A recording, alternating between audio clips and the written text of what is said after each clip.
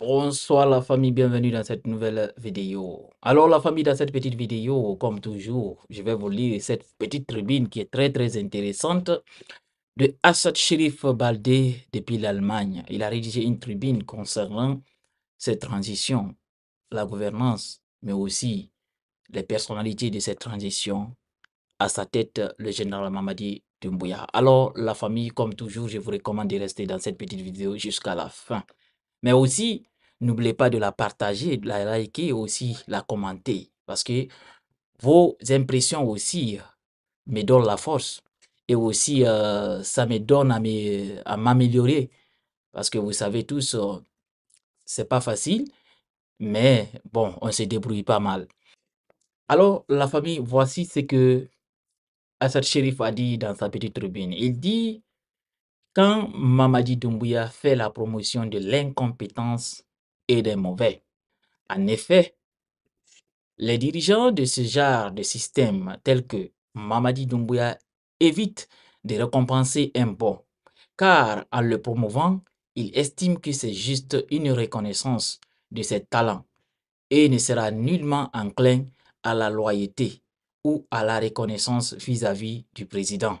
Mais par contre, lorsque Mamadi Doumbouya récompense un mauvais, médiocre, sans qualité individuelle et professionnelle, comme c'est le cas d'ailleurs avec beaucoup de ces nominations à l'image du retour du préfet de Kankan, Kandiamara, suspendu à son poste.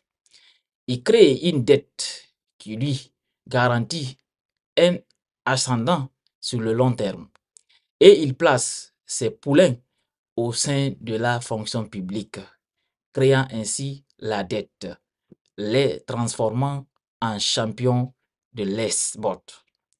De fil à aiguille, la contagion gagne et s'installe dans l'esprit et est devenue une règle. Alors, de Sékou Touré à Mamadi Doumbouya, nous avons eu que des adeptes du pouvoir, des pires, et qui font la promotion de l'incompétence à la tête de la Guinée. Le parti politique, la société civile guinéenne ne font malheureusement pas exception dans les partis politiques. Le chef ne nomme aussi que ses poulains. On ferme les yeux sur ces dérives antidémocratiques et même sur la gestion opaque financière des partis politiques. Nous sommes dans une société où on fait de ses choix au profit des relations, des services rendus et surtout des services à rendre. C'est un système qui tient alors par la dette, par le népotisme, le clientélisme. Le critère n'est pas d'être bon, excellent patriote, mais bien d'être loyal au système de kakistrocratie. Les kakistros, ça me fait rire parce que le mot c'est même difficile à prononcer.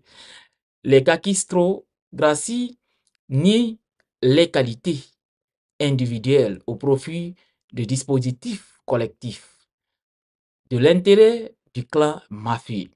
Ce qui est important est que l'ensemble tienne et se perpétue, même si c'est au détriment de la performance globale et du développement du pays.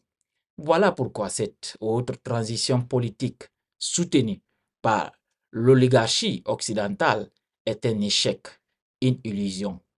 Nous avons en face un système en proie à la corruption, au blanchiment d'argent, au népotisme et surtout un pouvoir agonisant et agressif à la solde des pouvoirs obscurs et occultes. Et c'est une énième dictature militaire qui sera ni progressiste ni éclairée, car elle est par essence caractérisée par le néocolonialisme, par la promotion de l'incompétence et non par la modernisation et la redistribution des richesses, la mise en place des soins de santé idéaux, de l'éducation de pointe et un bon système de sécurité nationale. Dans un pays où le taux de scolarisation est très faible, avec une population très jeune qui souffre de manque de culture politique citoyenne et se trouve aujourd'hui pris au piège par l'esclavage mental et l'ethnicité.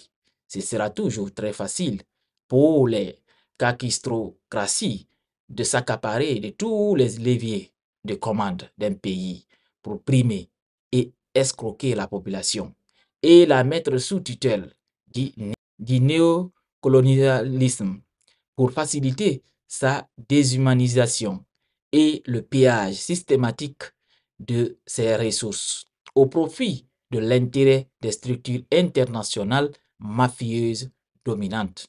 Mamadi Doumbouya est le parfait pion de ce système france-africain et c'est l'une des pires personnes au pouvoir que la Guinée n'ait jamais eu, car il est non seulement un culte france-africain,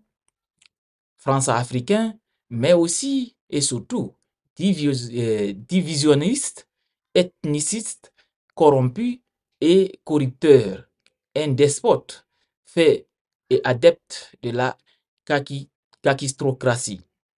Comment définit-on la kakistocratie? Il faut noter que le pouvoir des pires ou la kakistocratie se définit comme une forme de gouvernement dans laquelle les pires personnes sont au pouvoir, c'est-à-dire que c'est l'oligarchie, les médiocres ou seulement quelques privilégiés de l'État qui ont le droit de prendre les rênes du pays. Ce genre de personnes ont des relents autoritaires extrêmes qui impliquent des éléments de totalitarisme. Cependant, les pouvoirs restent le reflet de l'incompétence, des médiocrités, le management des pires. Et qui parle de kakistocratie, parle du pouvoir des pires, des médiocres, des incompétents.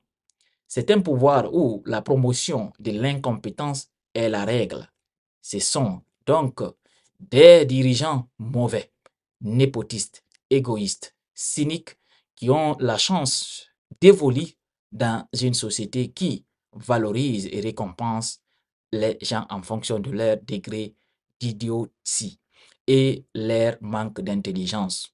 Ils aiment s'entourer de piètres serviteurs inconscients, irresponsables, c'est-à-dire de personnes qui souffrent de l'ignorance cruelle, qui n'ont reçu au cours de leur parcours ni une formation adéquate, ni encore moins l'expérience professionnelle liée à l'exercice de haute fonction.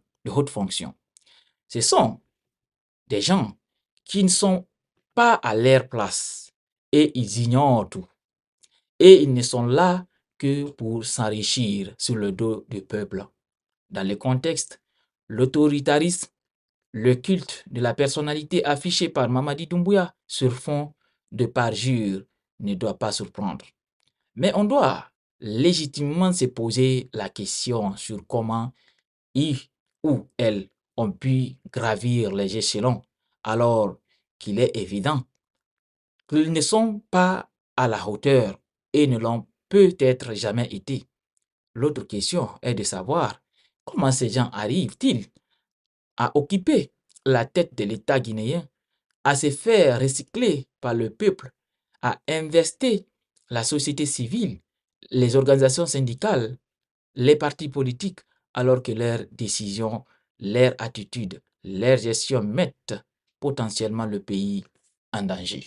Voici la tribune de notre sœur Asset Chérif, qui est très très intéressante, dont je vous recommande d'aller lire sur le révélateur de 124.com. C'est très très intéressant en tout cas. Et il a tout dit. Il a tout dit. Et si vous avez bien compris, il n'a pas que seulement parlé de la transition, mais quand même, il a beaucoup parlé de la transition, mais il a parlé aussi des partis politiques et la société civile aussi. Au fait, il a parlé, tout court, il a parlé la Guinée. Parce que ce qu'il a dit dans cette tribune. Je pense, bon, vous savez tout ce qui est en train de se passer. Et tout ce qu'il a dit, c'est une réalité. C'est une réalité. Parce qu'aujourd'hui, certaines personnes, quand on les voit en train de parler, sincèrement, tu es dégoûté. Tu n'as plus envie de les écouter, au fait. Parce que c'est des personnes qui ont eu quelque chose dont ils n'ont jamais rêvé d'avoir. Mais aussi, ils ont eu cette chose qu'ils ne méritent pas. Mais aujourd'hui, malheureusement pour nous, ces personnes-là sont aujourd'hui au sommet de l'État et qui sont en train de tout dicter, qui n'aiment pas les critiques, parce que ici, il y a certaines personnes, je n'ai pas envie de dire leur nom, mais c'est des personnes qui n'aiment pas du tout des critiques. Et pourtant, hier, c'est des personnes aussi qui criaient partout ici. Oui, qui criaient partout ici. Des personnes qui étaient dans l'opposition hier, qui disaient tout de l'ancien régime, mais aujourd'hui qui sont venus en train de répéter les mêmes erreurs du passé. C'est vraiment dommage pour notre pays. Alors, c'est tout, la famille. Partagez au maximum cette petite vidéo et jusqu'à ce que ça arrive là où ça doit arriver. À très bientôt.